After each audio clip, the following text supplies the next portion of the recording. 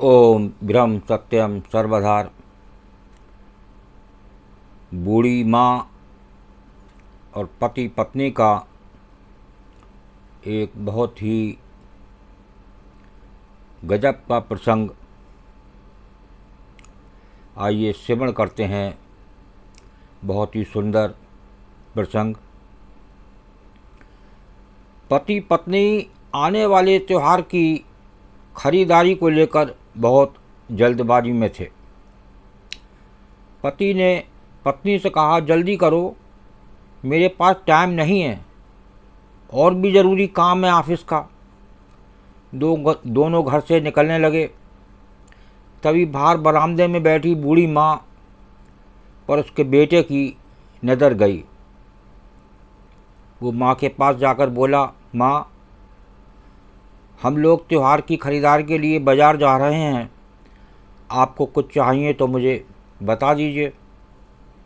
माँ ने कहा, मुझे कुछ नहीं चाहिए बेटा। बेटे के बार बार बहुत जोर देकर कहने पर माँ बोली, ठीक है, तुम रुको, मैं अभी लिख कर देती हूँ। उसके कुछ देर बाद माँ ने बेटे को कुछ लिखकर एक कागज़ थमा दिया। बेटा गाड़ी के ड्राइविंग सीट पर बैठते हुए अपनी पत्नी से बोला, देखा, माँ को भी कुछ चाहिए था, लेकिन बोल नहीं रही थी। मेरे जिद करने पर लिस्ट बनाकर दी है। रोटी और वस्त्र के अलावा भी इंसान को जीवन में बहुत कुछ चाहिए होता है। अच्छा बाबा, ठीक है, पर पहले मैं अपनी ज़रूरत का सारा सामान लूँगी, बाद में आप अपनी माँ का लिस्ट देखते रहना। ये पत्नी ने कहा। दोनों गाड़ी से बाज़ार के लिए निकल पड़े। 4 घंटों तक पूरी खरीदारी करने के बाद पत्नी बोली, मैं तो बहुत थक गई हूँ, कार में एसी चलाकर बैठती हूँ, आप अपनी माँ का सामान उनका लिस्ट देखकर खरीद लो। माँ ने इस त्योहार पर क्या मंगाया है, ज़रा मुझे भी बताना। पति ने माँ का दिया हुआ कागज़ पत्नी को ही पकड़ा दिया। बाप रे, इतनी लंबी लिस्ट, पता नहीं क्या क्या मंगाया है।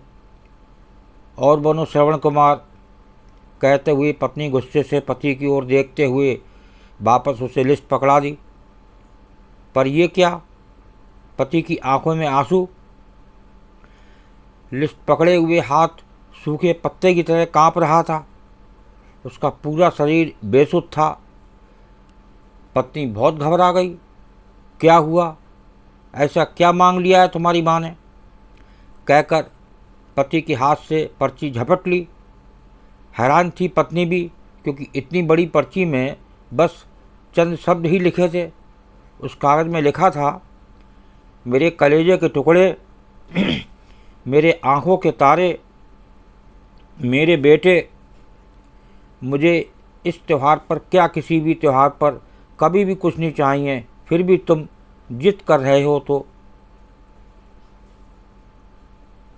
अगर शहर की किसी दुकान में अगर मिल जाए तो फुर्सत के कुछ पल मेरे लिए लेते आना, क्योंकि ढलती हुई सांझ हूँ। अब मुझे घराते अंधियारों से डर लगने लगा है, मुझे अकेलापन से डर लगने लगा है। मेरा ये बुढ़ापा मुझे कचोटता है, मुझे अब तन्हाई से डर लगने लगा है। तो जब तक मैं ज़िंदा हूँ, जब तक मेरी सांसें चल रही हैं, जब तक मेरी धड़कने में आवाज़ है, कुछ पल बैठा कर मेरे पास, कुछ देर के लिए ही नहीं बांट लिया कर मेरे बुढ़ापे का अकेलापन। बिन दीप जलाए ही रोशन हो जाएगी मेरी जीवन की ये काली सांझ। कितने साल हो गए बेटा तुझे स्पर्श नहीं किया, एक बार फिर से आ मेरी गोद में सर रखकर, और मैं ममता भरी हथेली से सहलाऊं तेरे सर को। एक बार फिर से इतराए मेरा हृदय, मेरे अपनों को करीब, बहुत करीब पाकर और मुस्कुरा कर मिलूं। मौत के गले, क्या पता अगले त्योहार तक रहूँ या ना रहूँ। दोनों रोने लगे। हमारे माता पिता को सिर्फ हमारा प्रेम चाहिए, हमारा साथ चाहिए, हमारा आदर और सम्मान चाहिए, और कुछ नहीं। देखिए, ये है बुढ़ापे की माँ की वो लिस्ट, जो पत्नी को पता नहीं क्या मन में था कि इतनी लंबी लिस्ट बनाई है।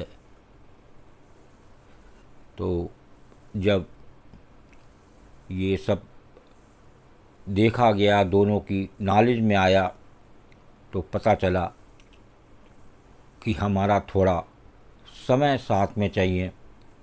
उन बूढ़ी माँ को अकेलापन कचोटता है।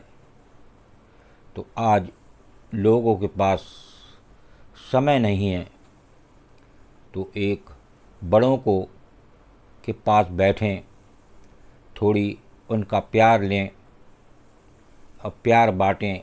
बस यही है इस संसार में एक प्यार का सपना। ओम ब्रह्म सत्यम सर्वदा।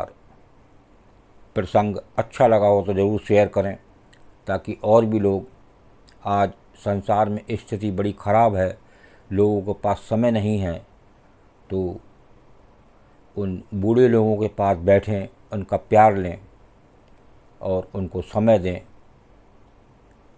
ओम ब्रह्म सत्यम सर्वदा।